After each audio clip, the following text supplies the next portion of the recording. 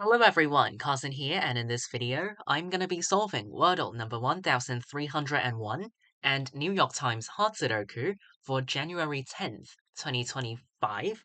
So let's get this video started with Wordle number 1301. I'm gonna start with the word fried. Alright, got the R green, so I've placed R as the second letter. The other letters are not part of this word.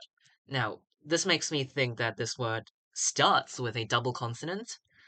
Some common examples include TR, CR, PR, GR, BR, and even WR.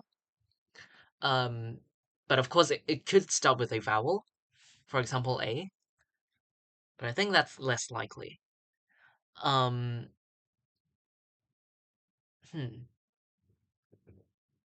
Let me try to spot a good word to guess. For example, crust. I feel like all of these letters are decent. So let's go with that. Alright, place the C. It was indeed CR. And then followed by a vowel, A or O. I'm immediately seeing the word crawl, but are there any other words apart from crawl?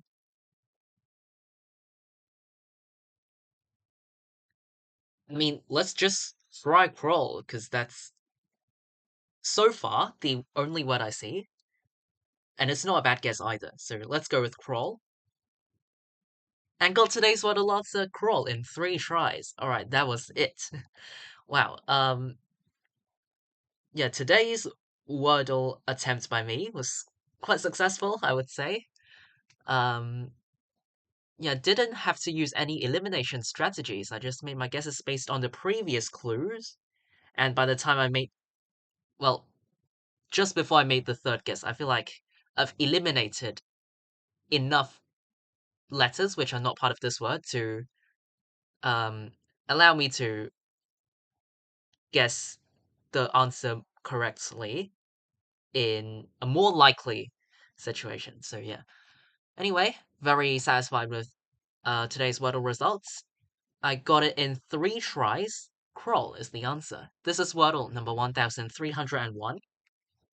Let's now move on to New York Times Sudoku. Again, today is January 10th, 2025. Let's start the hard difficulty Sudoku for today.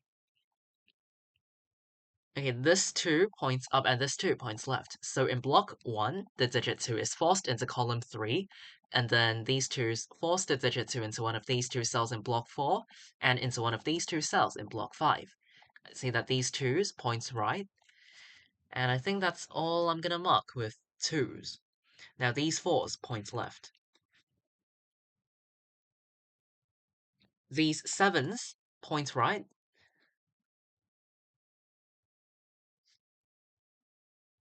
These 8's points right, and this cell sees another 8. So in block 3, the digit 8 is forced into this cell. 8 is forced into one of these 2 cells in block 5. These 8's points down, forcing 8 into one of these 2 cells in block 7. And down here, 8 in one of these 2 cells in block 9. Alright, all of these 9's force the digit 9 into this cell in block 7. 9 is forced into one of these 2 cells in block 5. These 9's point right to force the digit 9 into this cell in block 3, and 9 in block 6 is forced into one of these 2 cells, because this also sees 9.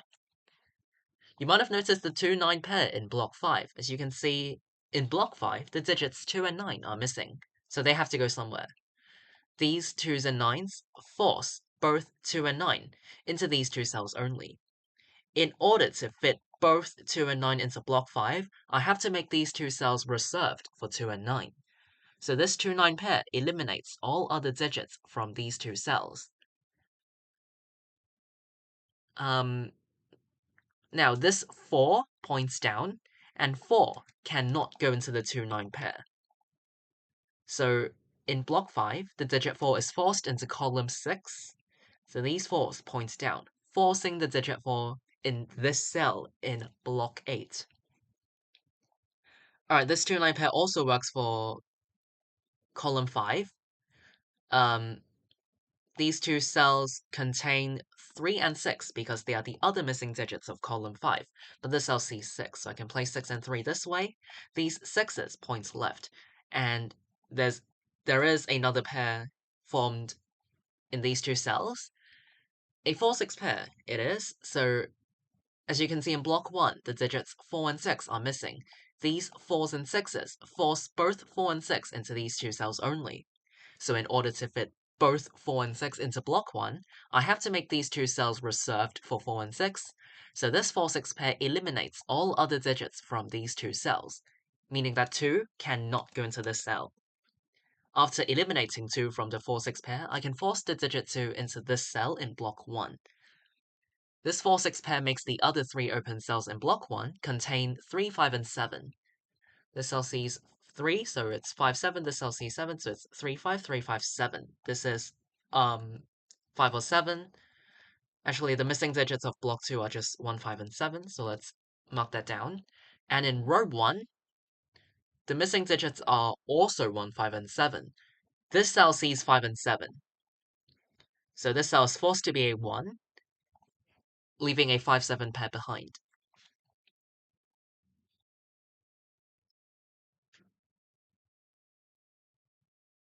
In column 8, 2, 3, and 4 are the missing digits. This cell sees 2, so it's 3 or 4. This cell sees 3, so it's 2 or 4. This cell sees 4, so it's 2 or 3.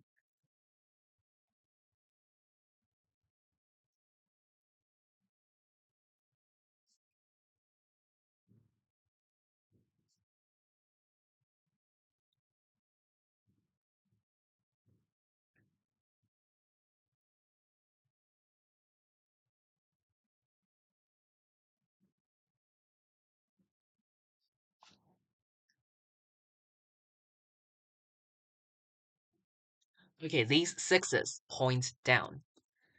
And these two cells form a 6-8 pair for the same reason as this 2-9 pair or the 4-6 pair. Basically, in block 9, the digits 6 and 8 are missing. These 6 and 8's force both 6 and 8 into these two cells only. So in order to fit both 6 and 8 into block 9, I have to make these two cells reserved for 6 and 8. So this 6-8 pair eliminates all other digits from these two cells, meaning that 2 cannot go into this cell because it's part of the 6-8 pair. So now in block 9, the digit 2 can only go into this cell. These 6's point left to force the digit 6 into this cell in block 4. And this cell now sees this 6, so I can place 4 and 6 this way.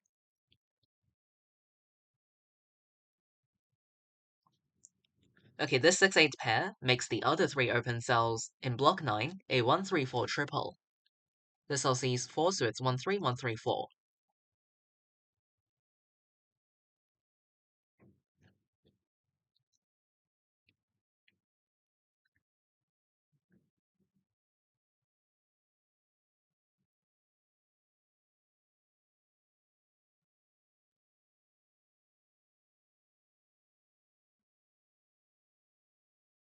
Alright, this 6 points down to force the digit 6 into column 4 in block 8.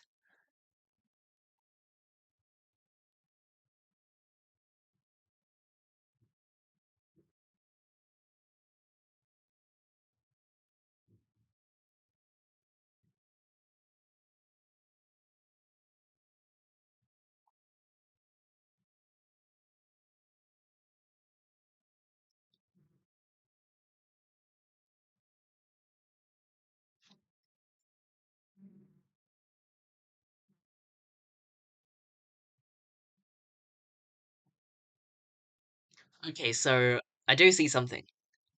But before that, I'm gonna mention again that 1 cannot go into these two cells because it's part of the 6-8 pair.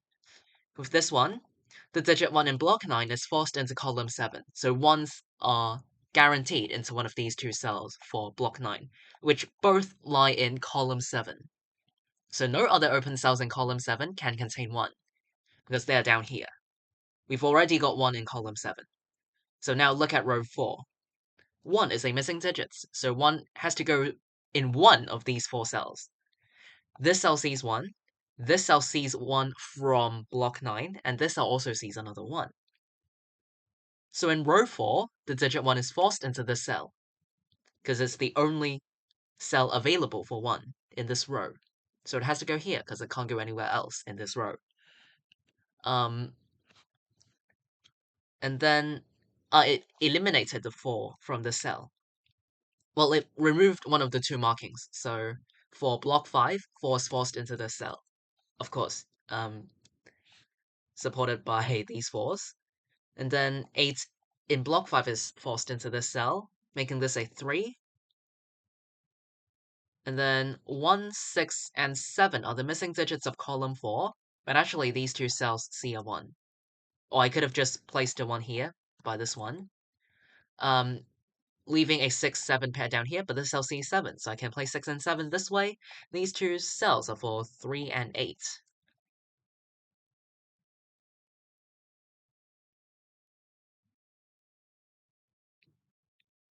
Okay, now in row 9, 4 is a missing digit.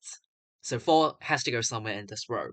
This cell sees 4, this cell sees 4, and this cell also sees another 4. So in row 9, the digit 4 is forced into this cell, because again, this cell is the only cell available for 4 in this row. So 4 has to go here. And then these 4s force the digit 4 into this cell in block 4.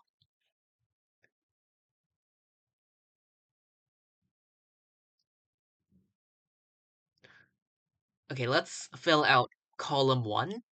3, 5, 7, and 8 are the missing digits. This cell sees 5 and 7, so it can only be 3 or 8. Oh, for the row. Okay, so this cell sees 6, and this cell sees another 6. But 6 is still a missing digit of row 9, so in row 9, 6 is forced into this cell, which makes this 8, 3, 8, and this is a 3 to complete the row. The digit 8 in block 7 is now forced into this cell. Okay, that's kind of funny. I wanted to look at column 1, but ended up finishing up row 9, so yeah, um that was unexpected. But if you see something in Sudoku that definitely helps the progression of Sudoku, then why not do it? So yeah. And then in column 1, 7 is forced into this cell, which makes this 5. 3, 5 pair here makes this a 7, and this a 5. This is a 5 to complete the row. Okay, in block 6, the digit 5 is forced into this cell. In row 3, 2, 3, and 7 are the missing digits. This cell sees a 3, so it's 2 or 7. This cell sees a 2, so it's 3 or 7.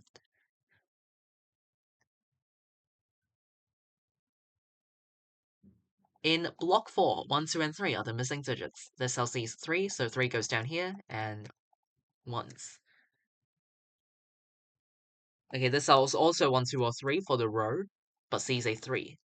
This is 1, 2, or 7 for the column. In row 7, 1, 3, and 5 are the missing digits. Oh, these 2 cells see this 3. I could have just placed the 3 in this cell for block 9 because of this 3. So 3 goes here, which makes this 4 and 1 to complete block 9. This cell now sees 3, so it's 7, 2, 3, 1, 7. Okay, this cell is a 2 to complete the column, which makes this 9, this a 9, 4, 2, 2, 1, 3, 3, 5, and this Sudoku puzzle is complete.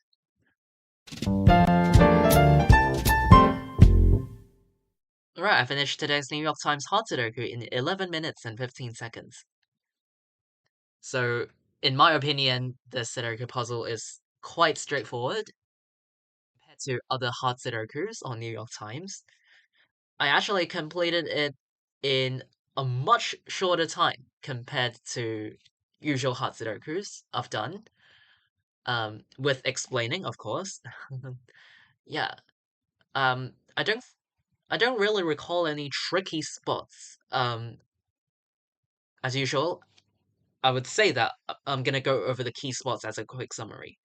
But I feel like all the key spots were just the pairs and triples, such as the 2-9 pair in block 5, which also works for column 5. So the 2-9 pair in block 5 here, and then the 6-8 pair in block 9. The 6-8 pair in block 9, which also lined up in column 9, but don't remember whether that was significant. Like, in terms, like the way how I solved the Sudoku puzzle, it flowed very smoothly. So I just don't really recall any tricky spots. But of course, if you do have any other questions or difficulties, you're more than welcome to leave a comment down below. I'll be glad to reply you, and hopefully this video helped in any way. Alright, so this is it. Today is January 10th, 2025.